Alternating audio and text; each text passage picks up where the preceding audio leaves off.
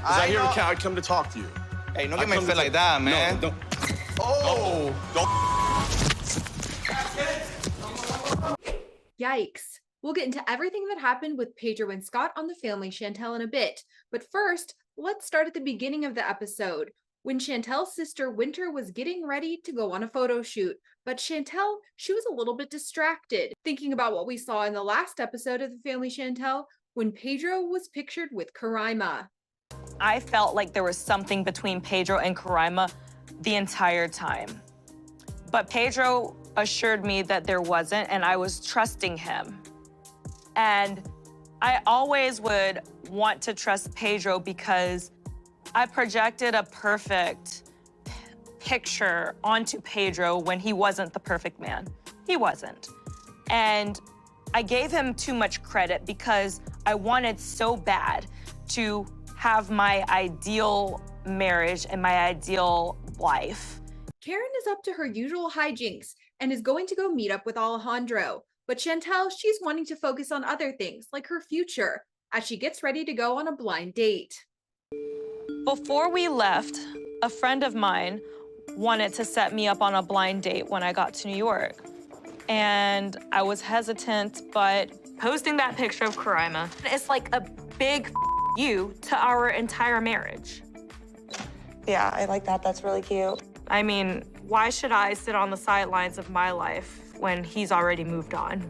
While Chantel got ready for her date night, she reflected about how Pedro didn't take her out that often. And when he did, apparently, I guess he'd bring his sister Nicole with them. Talk about an awkward night out. Pedro used to take me on dates in the Dominican Republic, but always invite his sister. That doesn't seem like a date now, does it? What do you think of this? Oh, that's cute. I don't know what that was about. The only time we went on a date without his sister was when he proposed to me. Do I need this belt? Okay, it's fine without a belt. Be honest, do I need the belt? We'll put it on, let's see. Here, help me, I can't. Oh. I'm really hoping that this guy is a lot different from Pedro in every way.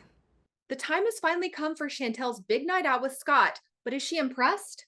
Well, it seems like while he thinks going to an arcade is a romantic time, she is not on the same page as him.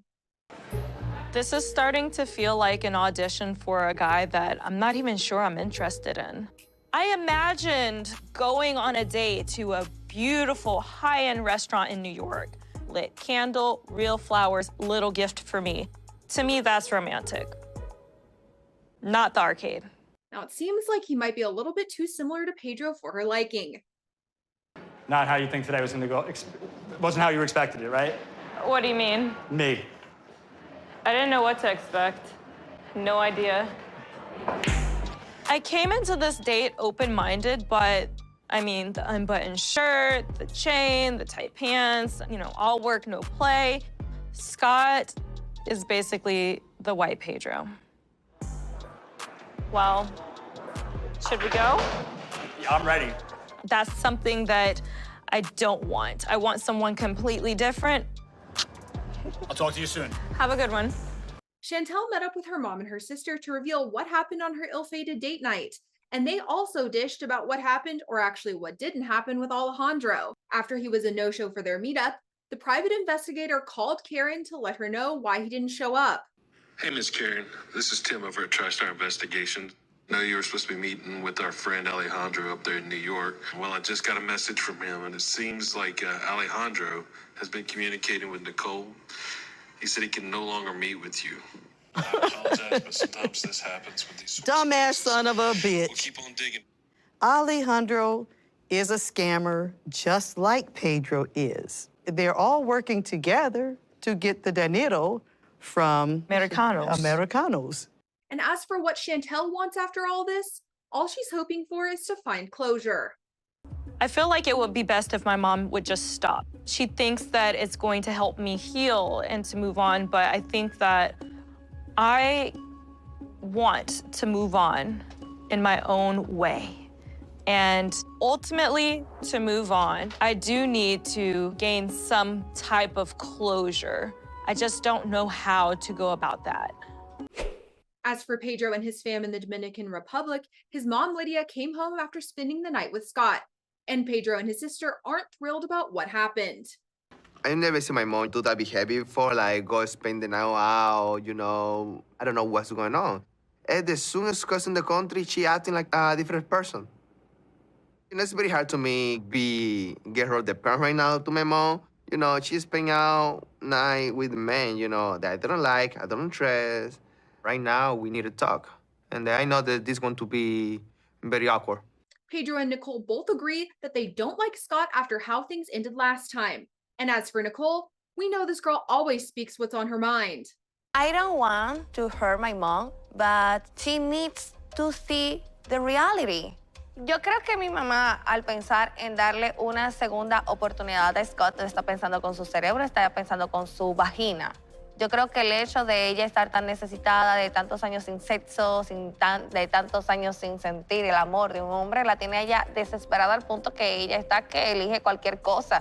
En este caso, Scott. Pedro and Nicole decided that they needed to see Scott face to face, so they all went out for a family get-together. But things took a turn for the worse when Scott's ex came up. Mami, si él estaba teniendo relaciones sexuales con una tipa en el mismo hotel que tú estabas, a la misma vez que tú estabas con él. Escúchame. Él te dijo a ti que estaba teniendo relaciones con ¿Y él. a qué tú crees que la trajo? Él dijo que no tenía sexo. ¿Y ella le va a creer? Scott swears that he hasn't hooked up with his ex, but Pedro and Nicole, they aren't buying it. You know something, Scott? You are an You are an ass. I'm so sorry for you, but Nicole, no. Stop it. Let's go. He is a ass. He obviously manipulating the situation, told her, no, I'm so sorry, but he has sex with that woman. I know. Your niños, ¿cómo se dice? Te amo de madre, mucho. And mi respeto, okay? Later, Pedro and Nicole confronted their mom on the drive home about her relationship with Scott. And Lidia admitted that she slept with him, but that's her business, and she's planning on handling everything on her own. But Pedro seems convinced that he can speak on his mom's behalf. Si él no se afirma y no quiere un compromiso serio, yo no voy a seguir con él, porque voy a seguir perdiendo mi tiempo. Yo hablo con él, porque tú no pierdas tu tiempo, eso es todo. Pero es que tú no puedes hablar por mí. Yo puedo hablar con... Mami, yo puedo hablar contigo. Yo puedo hablar por ti. No, tú no puedes hablar por mí. Mami, no, ese tipo también para ti, mami. Tú no puedes hablar por mí. Nicole had some of her friends spy on Scott at his hotel, and they got sent some incriminating videos of him poolside chatting up some other ladies. Pedro met up with Scott to ask him about what happened, but things got really heated and ended in a physical fight.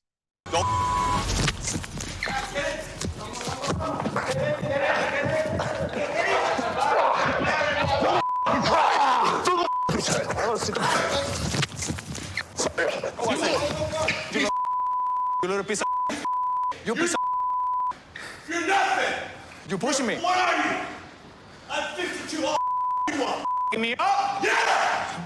Pedro did end up asking Scott about the videos, and Scott denies all wrongdoing. But things didn't end well for the two of them, and Scott wrapped up the episode by saying some really wild things. From the minute he walked in here, he was one-upping me, hitting the bag, already had a sweat going on, and he came in with one agenda, and that was to either try to hurt me or take a cheap shot. Now, out of spite, I'll have sex with her mother as much as I want, and they're gonna know about it too. And there's not a god thing they're gonna do about it. You're gonna spy on me? Game on. Let's bring it.